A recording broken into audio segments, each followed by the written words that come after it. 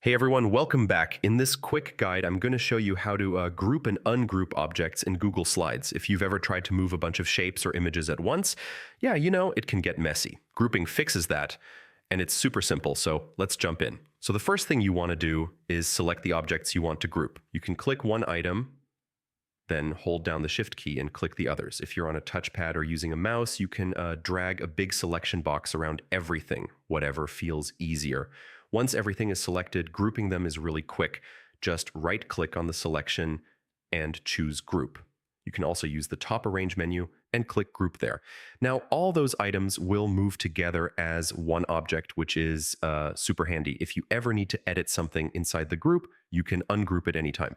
Just right-click the grouped object and select Ungroup, or go back to Arrange and choose Ungroup. After that, everything is separate again, so you can tweak things one by one.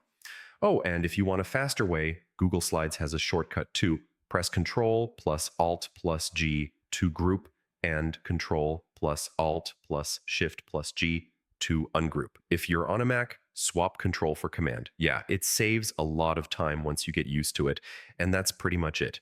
Grouping and ungrouping in Google Slides is super simple once you know where everything is. If this helped you out, feel free to like the video and subscribe for more quick guides like this.